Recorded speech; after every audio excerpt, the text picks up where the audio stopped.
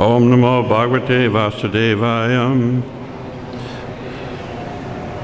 Srimad Bhagavatam, Canto 5, Chapter 10, Text 4. I'll just read the first part, like what's on the board. Navayam Naradeva Paramatya Bhavan Niryamanupapyata Sadveva. Please repeat. Navayam Naradeva Pramatya Bhavan Nirvamanupyatya Sadhya Eva. I'll read the rest of it. There's more. Yaha Mahat Yaham Anurativa Yogokta Pina Drutyam Vijati Nemina Saha Yodam Yutaha Vayam Prabhaniyatate Na Not Vayam We Nardadeva, O Lord amongst human beings.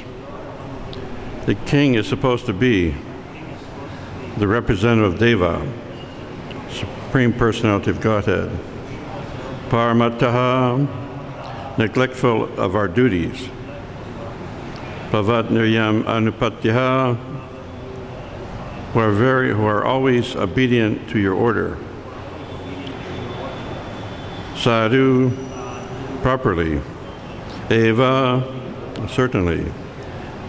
Vahamaha, we are carrying. Ayam, this man. Arudna, just recently. Eva, indeed. Niryuktyaha, being engaged to work with us. Api, although. Na, not. Drutyam, very quickly. Rajati, works. Na, not. Anena, him. Saha, with. Yodam, to carry. Yuha, oh. Vayam, we. Parayatmanaha, are able. Iti, thus. Translation purport by His Divine Grace A.C. Bhaktivedanta Srila Prabhupada Ki Jai. O Lord, please note that we are not at all neglectant in discharging our duties. We have been faithfully carrying this pelican according to your desire. But this man, who has been recently engaged to work with us, cannot walk very swiftly. Therefore, we are not able to carry the pelican with him. Please repeat. O Lord, please note that we are not at all neglectant in discharging our duties. We have been faithfully carrying this pelican according to your desire. But this man, who has been recently engaged to work with us, cannot walk very swiftly. Therefore, we are not able to carry the pelican with him. Purport. The other pelican carriers were Sudras, whereas Jadbharat was not only a high-class Brahmin, but also a great devotee. Sudras do not sympathize with other living beings, but a Vaishnava cannot act like a Sudra. Whenever a Sudra and a Brahmin Vaishnavas are combined, there will certainly be imbalance in the execution of duties.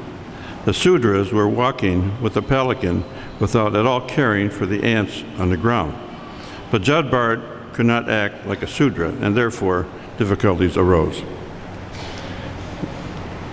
So, be careful of the ants. Don't step on the ants. We want no problems with, that's a Vaishnava opera also. Ants are Vaishnavas.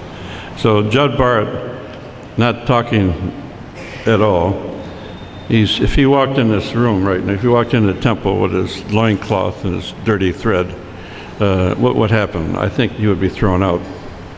So he did carry his thread. He kept his Brahminical status, and he had this Teja Brahman fulgence. So, but covered, like a fire-covered smoke. So it's a small thing, not stepping on the ants, but actually it's a big thing.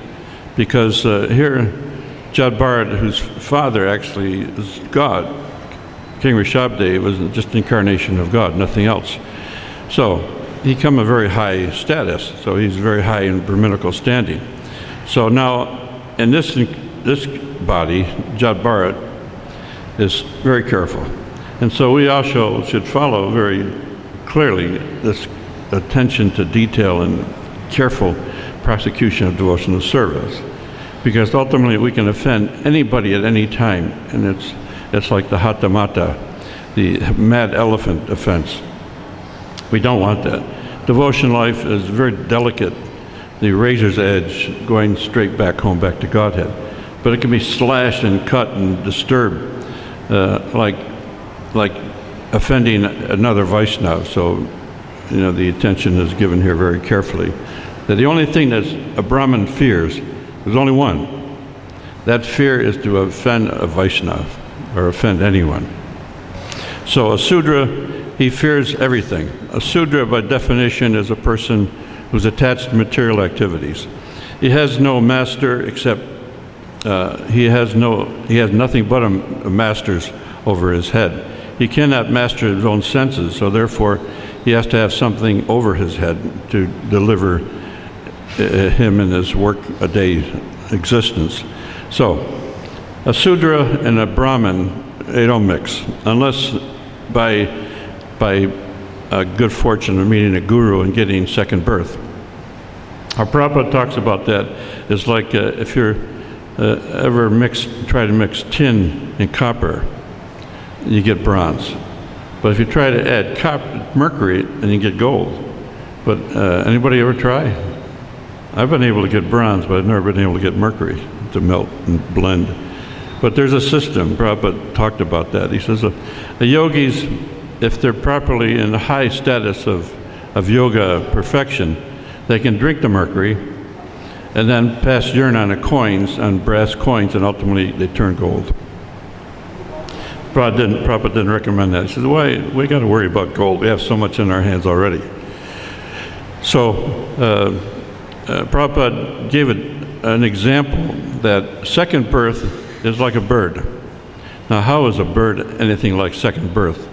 Well, the bird mother drops the egg first in the nest, and that's the first birth. That means from mother and father.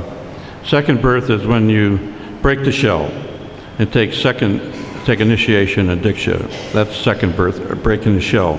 Ultimately, that means liberation. You're able to fly, finally. No obstruction. So, a Brahmin, by qualification, he can do anything. He's fearless. There's nothing that can stop him. And so we take root in that actually in our preaching, nothing that can stop it. Even there's so many examples of governments trying to stop it, but ultimately the movement has spread. And I'd just like to make a prediction here, and Prabhupada already gave it. There's some tapes I've been listening to. And Prabhupada said, actually in the future, he spoke about it so matter-of-factly, like there's nothing serious about the change that will take place. It's just a matter of fact. Governments will become Krishna conscious. He says that time will come, he's guaranteeing this, that time will come that governments will be run by devotees. There'll be tilak, there'll be Gatimala, there'll be japa, there'll be everything that we do in the temple will be done on major scale. So a leader, if he takes that position, and he's a pious king or a pious president, that person can lead the masses right straight to Krishna consciousness. So Prabhupada was asked, what would you do if you had the ability as a president? What would your activities, what would you do first?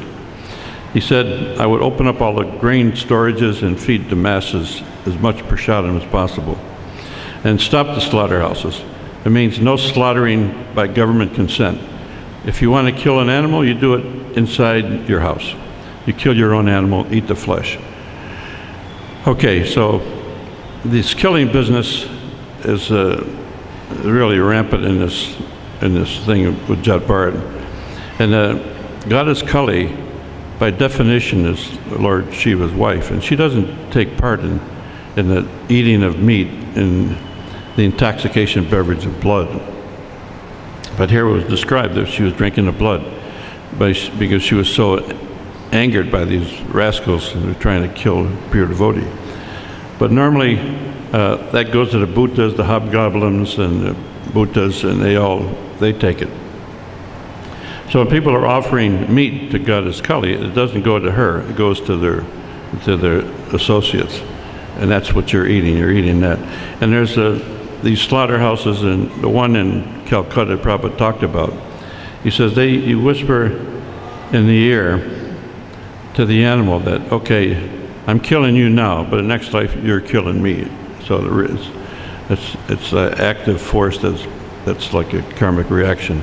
So why would you want to do that? Why would you want to even, take birth in another life and be killed by the animal that you already killed? Okay, so killing, I just want to make a few points about this. There's examples of this. It starts very simple. If you, this is funny, but there's a silent film team, Laurel and Hardy. I don't know if you've ever seen these, but in America it's prevalent. Okay, very famous. They're two comedians, one fat one and one skinny one. Okay, so somebody bumps into their car, and so they bump it back. So then somebody bangs on their car, and they bang on the other car. So pretty soon they tear each other's car apart, strip by strip. They bang the whole thing. Finally, there's nothing left but a pile of junk on either side. And then they start fighting with each other. So in today's mechanized system, it still exists, that we're identifying with the material object, the car. If somebody runs into your car, it's paramount to the disaster, the worst thing could happen. So people are attached to their cars. And so if you touch the car, there's a modern take on this.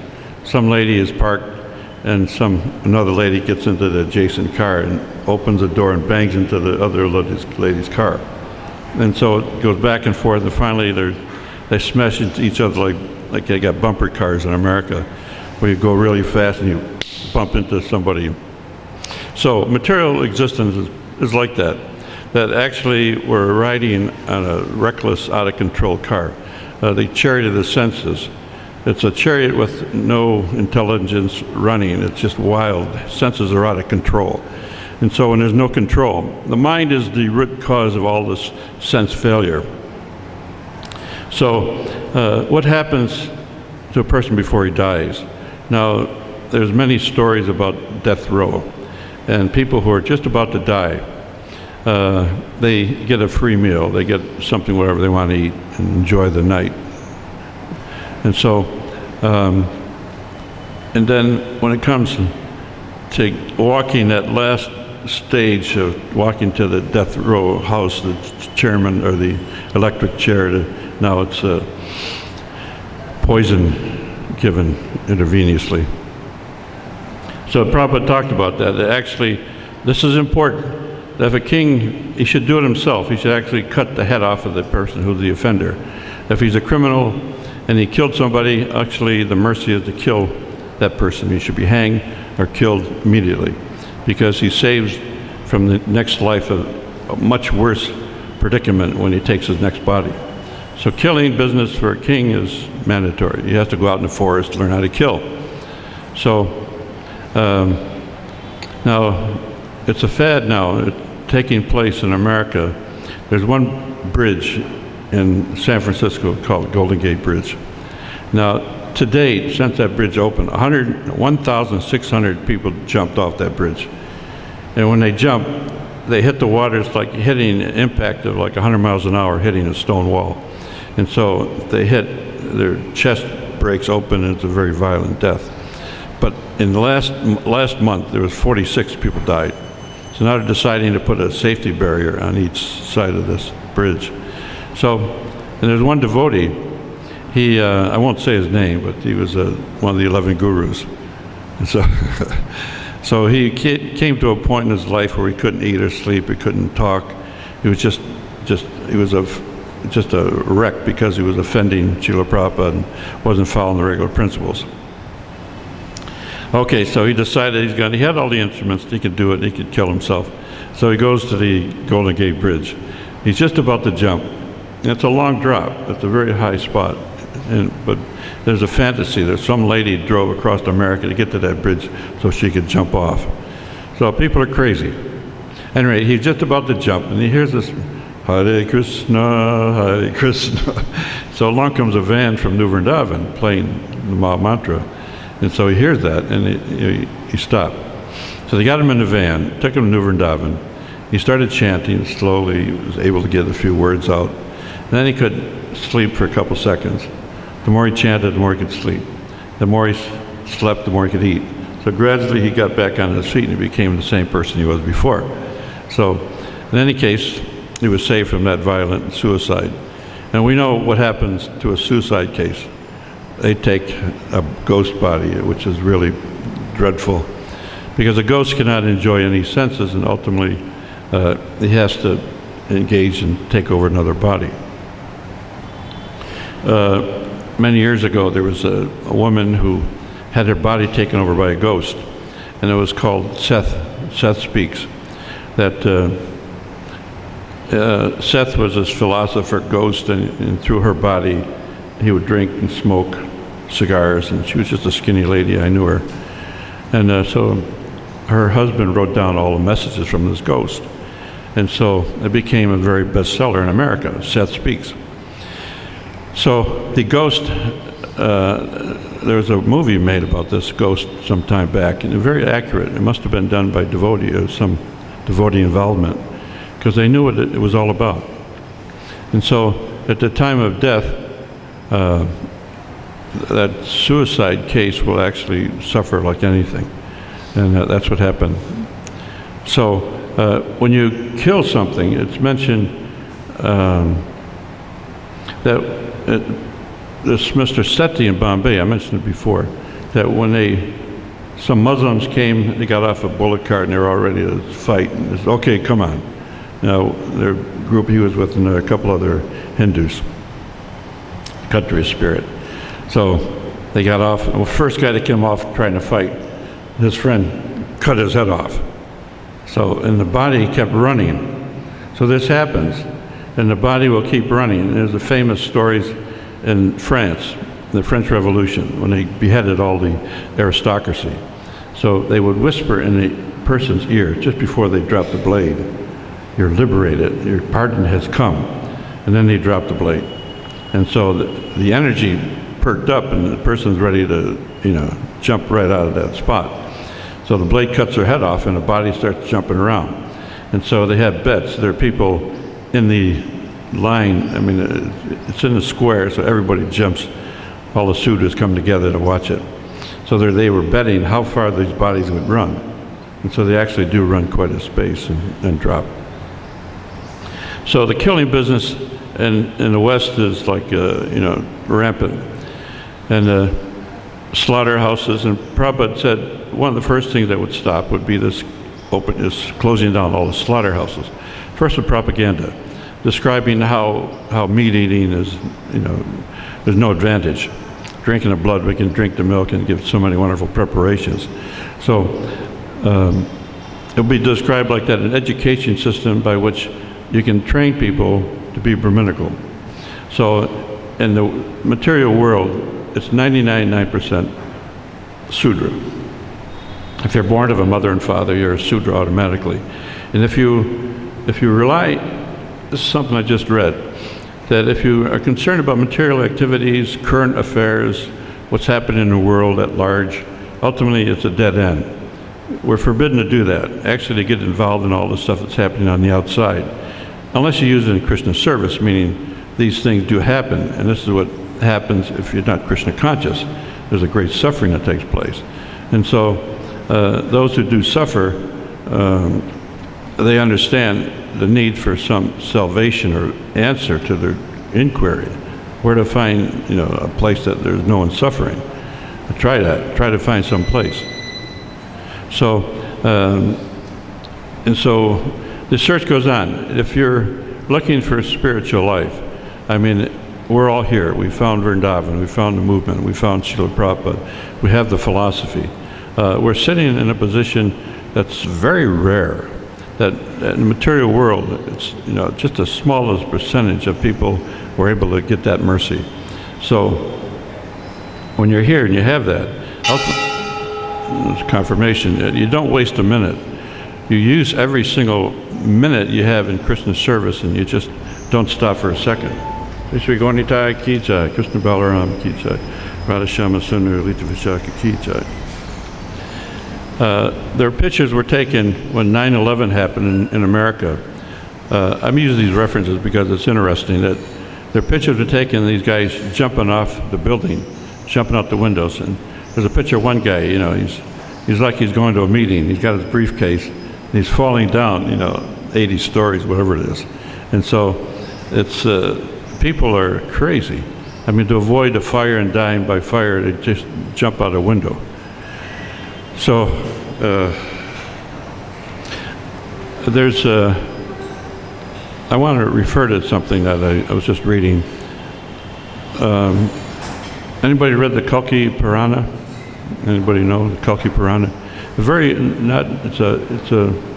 It's a Purana, so it's all about Kalki and the avatar that takes place.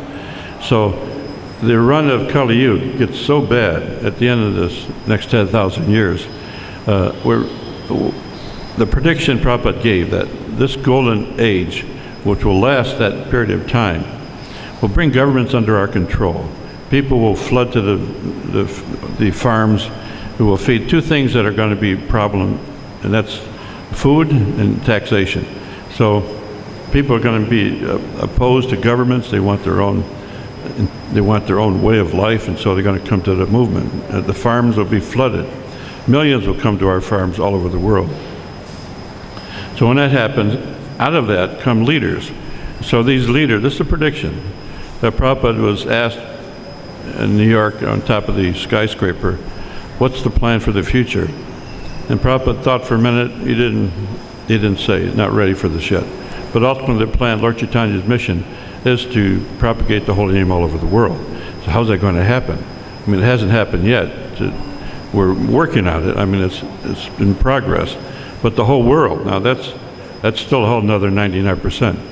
So it means big changes will take place in government, economies may collapse, so many things will change. But ultimately the preaching will go on in an unprecedented manner, that devotees will take high positions in government, and they'll do like he asked Indira Gandhi, that they'll wear tilak, they'll have to participate in kirtan, and there will be like honoring prasadam, a devotee life. So this will all take place. So something we may like to hopefully see in our lifetime, that governments will change, and all this demoniac, demon crazy democracy will change. So the idea of a Sudra and a Brahmin, there's a dramatic change taking place that happened to all of us, that ultimately, for me, it was the prasadam that caught me. I just couldn't stop after eating devotee prasadam. But when it happens, ultimately the transfusion, the translation here is something dramatic, that the miracles take place. And Prabhupada was asked about that. What are the miracles you perform? And he looked around and he says, look at these boys and girls. Now, how many pure devotees are there? How many devotees are there now? 10,000. 10,000 pure devotees.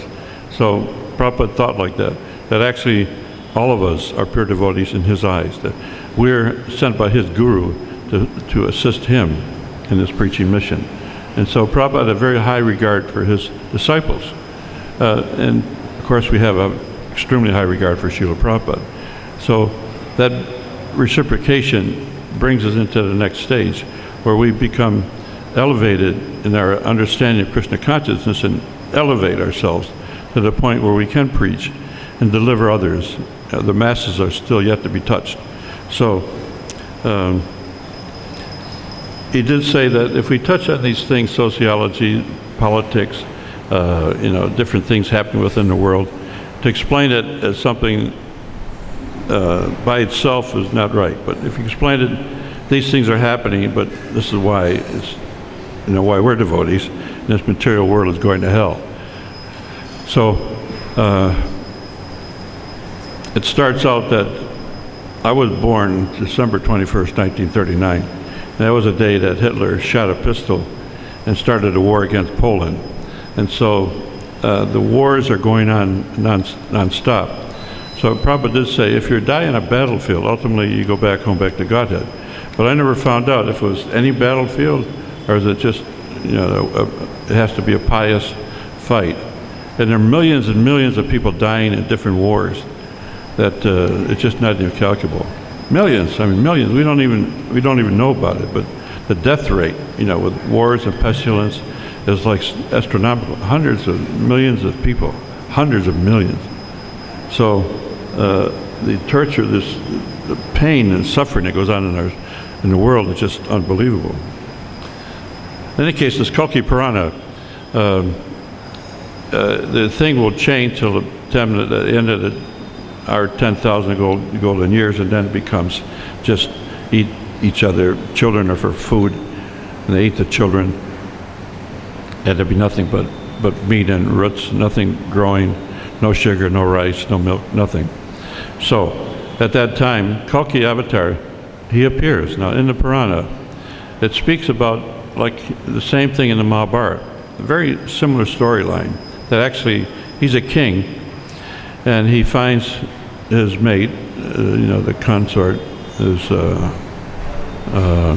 Parvati, and so it tells the whole story how it changes from the Yuga change, and so Kali Yuga and the Satya Yuga is just dramatic.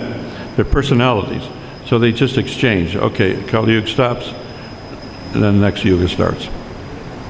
Back to the beginning, most pious Yuga, Satya Yuga. Okay, so Kalki Avatar, he does this. He goes riding on this horse and kills all these demoniac. That's all there will be, just killing. But there's more to the story, according to the Purana. That actually, he goes through a king's life, and he finally searching for his Parvati, and finally they meet, and it's arranged, and they have the marriage. And but then they go fighting, and they find one big demon, a she-demon, who is so big that she's like a mountain she's bigger than the Himalaya mountains. And so these kind of personalities exist. It said that Aswatthama is alive, and some devotee saw this. He was in the Himalayas, just walking around, and he saw this big person, like 20 foot. So they were big. Like Krishna's footprint here, baby print is about a foot. So that's baby print. So when he grows full, that's another foot. So that means he's at least 18 foot. Krishna's 18 foot tall. So Aswatthama, these guys were Kshatriyas and bigger spirited bodies, and they were bigger. Bhishma and Arjuna were bigger than Krishna's by a couple feet. So it's said. In any case, he appeared and went into a mountain, and the mountain opened up and closed behind him. It was a hermetically sealed entrance. There was no line around where the door was. So he's going to be in the next yuga. He takes a pious birth. So he's hanging on till the yuga stops. In such a yuga, I think he becomes Lord Brahma. Anybody know? He takes another very pious birth. In any case, they kill that she-demon, and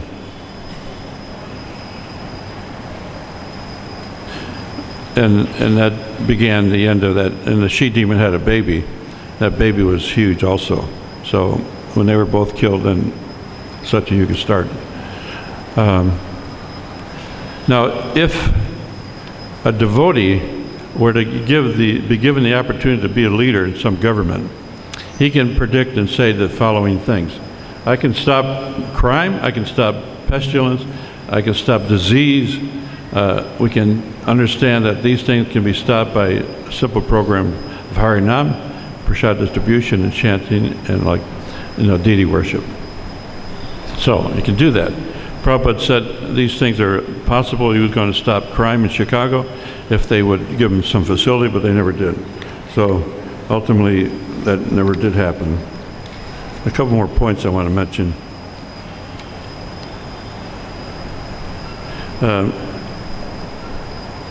one time I was in a very funny mood. I was on the corner of L.A. and Hollywood and Boulevard, and I was just trying something. I kept telling everybody, please forgive me, I'm very sorry. Because everybody wants to have somebody apologize to them. So I did that to everybody. So I sat and I apologized. Please forgive me, I'm sorry, I'm sorry. And so finally one person came along, okay, well don't let it happen again. And so this is the plight of people in the material world. They're apologetic of something they don't even know why they're suffering and why they're in this condition. So a devotee has to be able to stop that, be able to, say what really is and God's not so far away, He's in the heart. So Super Soul is speaking if you listen. One more point is that in the material world, there's only one basic substance, that's the earth. And so everything is created out of dust. Dust they are, dust you shall be. So the whole phenomenal world, everything we see is like just temporary and just an absolute not real, no reality. But it's like a temporary process to get us to Krishna consciousness. And so once we arrive at that state, then ultimately, then we're fine. Okay, any questions? Yeah.